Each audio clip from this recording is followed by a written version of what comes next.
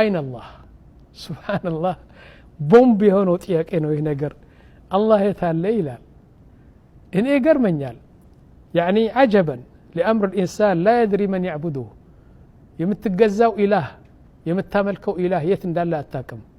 ይህ በጣም ትልቅ አስቀኝና አስቸጋሪ ነው አንተ ለትና ቀን በቀን 5 ጊዜ የምትሰግድለት ሐጅ የምታረገው ለሱ ብለ ዘካት የምትሰጠው ለሱ ብሎ የምትጾመው ለሱ ብለ በቃ ለትና ቀን ኢባዳ የምታረገው የት እንዳለ አታውቅም እሺ የት እንዳለ ልንገራችሁ ወንድሞች አላህ የት አለ የሚለው የእስላሞች ህዝብ በሶስት ነው የተከፈሉ ሶስት ቡድን ናቸው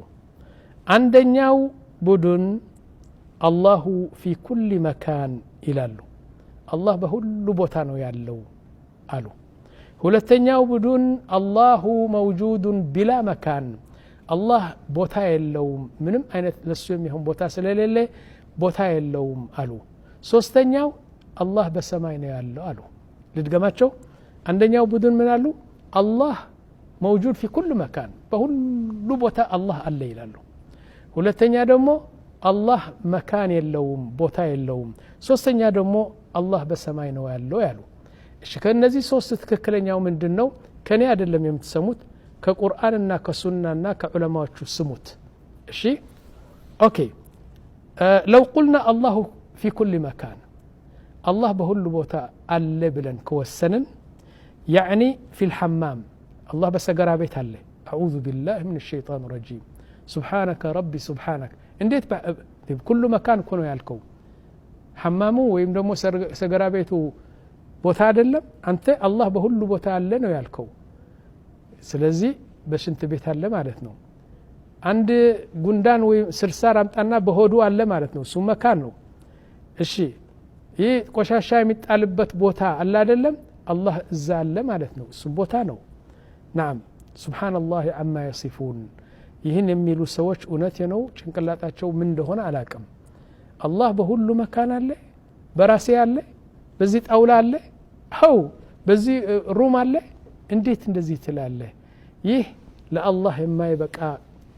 ወስፍ ነው ይህ ነገር ይህ እንዲያውም በመላስስ ሳይሆን በጭንቅላት ማሰብ የለብህም አላህ Subhanahu Wa Ta'ala በሁሉ መካን ካልክ በሙሉ ይችና ዱንያና ሰማይ ሁሉ መካን ነው የሚባለው ስለዚህ አላህ Subhanahu Wa Ta'ala በማይቀመጠው ነገር አስቀመጥከው ቶባ ማለት አለብን ለዚህ እሺ ሁለተኛው ነገር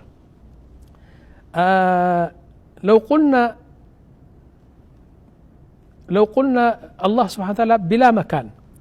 ሁለተኛው ቡድን ይላሉ አላህ ቦታ የለውም ምንም ነገር ቦታ የለውም አላህ Subhanahu Wa Ta'ala ይህ ደግሞ እስኪ ብሬክ ዳውን እናድርገው እስቲ ምንድነው ለምሳሌ በዚህ ዓለም በሰማይ በመሬት ያሉ አቅጣጫዎች 6 ናቸው ሰባተኛ የላቸው ቀኝ ግራ ፊት ኋላ ላይ ታች ሰባተኛ አለ ሌላ የለም ፈለገውን ፍልስፋ ቢሰበሰቡሃን የዓለም አቅጣጫ 6 ናቸው በቀኝ የለም አላችሁ ምክንያቱም ቦታ የለው አይደለም ያላችሁት በቀኝ የለም አላህ Subhanahu Wa Ta'ala በግራስ የለም በፊትም የለም በስተጀርባም የለም